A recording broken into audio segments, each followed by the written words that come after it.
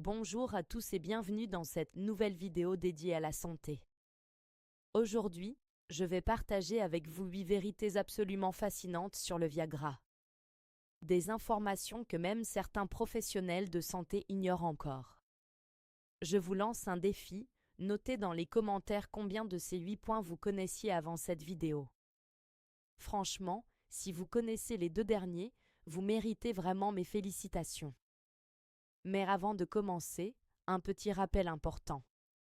Si vous souffrez de troubles de l'érection, d'éjaculation précoce, de baisse de libido ou de tout autre problème de santé sexuelle, n'hésitez pas à consulter un médecin spécialisé. Un professionnel pourra faire le point avec vous, vous donner des conseils adaptés, prescrire les examens nécessaires, si besoin, un traitement approprié. Alors, êtes-vous prêt à découvrir ces 8 vérités qui vont peut-être vous surprendre? Première vérité, une découverte totalement accidentelle. Le Viagra a été découvert complètement par hasard. À l'origine, ce médicament n'était absolument pas destiné à traiter les troubles de l'érection. Les chercheurs travaillaient sur un traitement pour l'angine de poitrine, cette douleur thoracique causée par le spasme des artères coronaires qui peut évoluer vers l'infarctus. C'est en observant les hommes qui participaient aux essais cliniques que les scientifiques ont remarqué des effets secondaires plutôt intéressants au niveau de leurs fonctions érectiles. L'amélioration de l'érection était donc, à la base, un simple effet secondaire inattendu. Retenez bien cette information, elle nous sera très utile pour comprendre les révélations surprenantes que je vais vous faire à la fin de cette vidéo. Deuxième vérité, un taux d'efficacité variable. On dit souvent que le Viagra est efficace chez environ 70% des utilisateurs.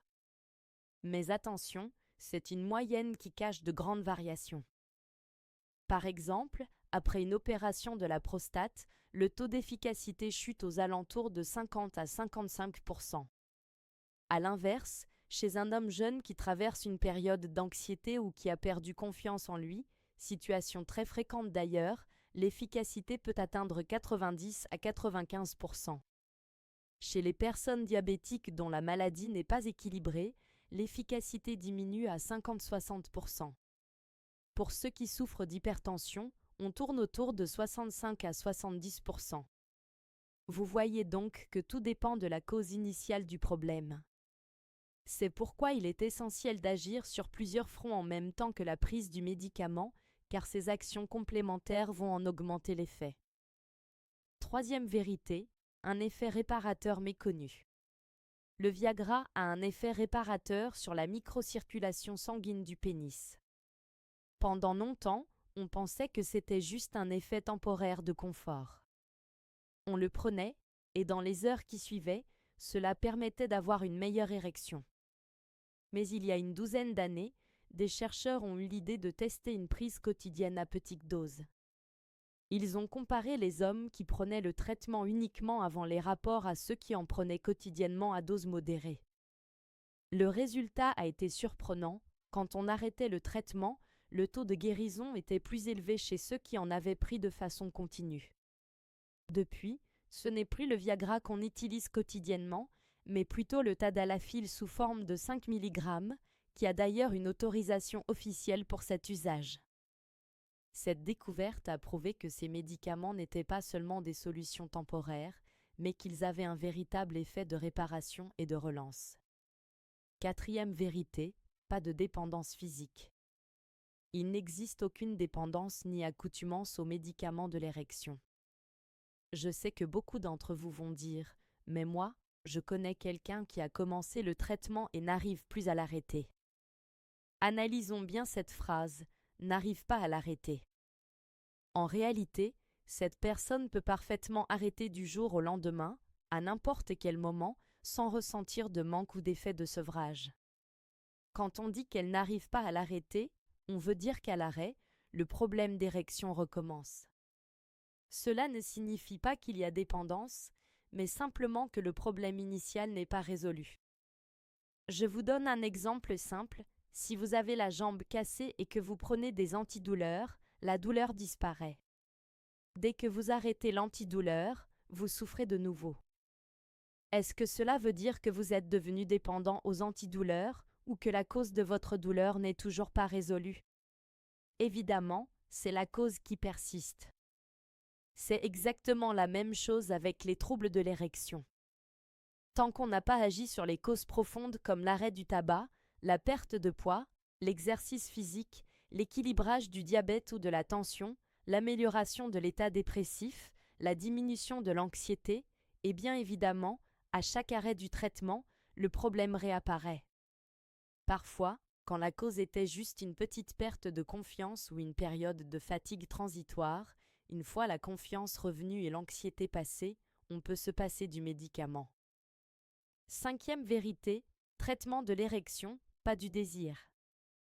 Le Viagra est un traitement de l'érection.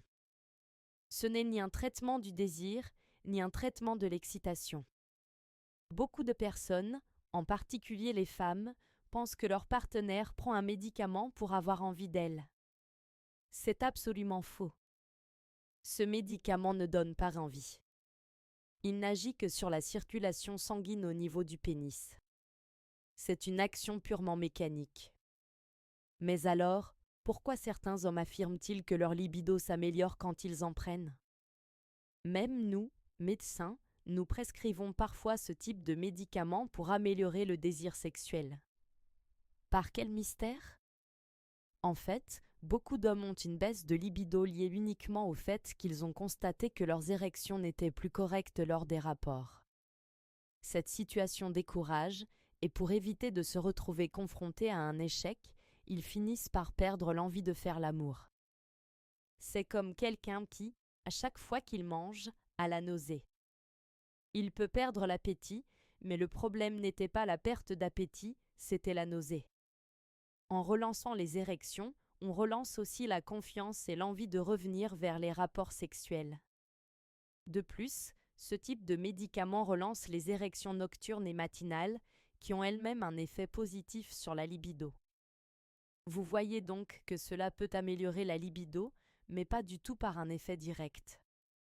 C'est plutôt un effet indirect où l'homme se sent relancé dans son fonctionnement masculin global. 6e vérité, protection cardiovasculaire inattendue. Et maintenant, accrochez-vous, car on arrive aux résultats les plus inattendus. Une méta-analyse récente portant sur des milliers d'hommes qui prennent le Viagra ou le Cialis sur de longues périodes, plus d'une dizaine d'années, a fait une découverte surprenante.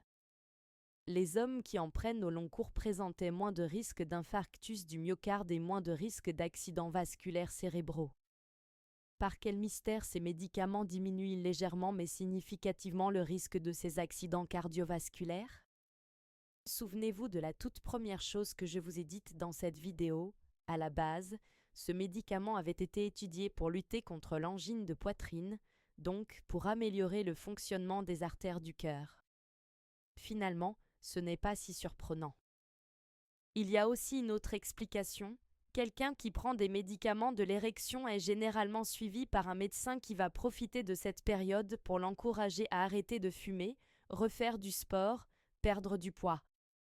Or, toutes ces mesures diminuent le risque de maladies cardiovasculaires. Enfin, le fait d'avoir une vie sexuelle épanouie grâce aux médicaments a des conséquences psychologiques positives. Une personne mentalement en bon état aura plus de chances d'être physiquement en forme, plus de facilité à avoir des projets, plus d'envie de bouger. L'état de bien-être peut avoir des conséquences physiologiques bénéfiques dans notre corps. Attention, tout ceci n'est valable que si le médicament est prescrit par un médecin selon les règles médicales.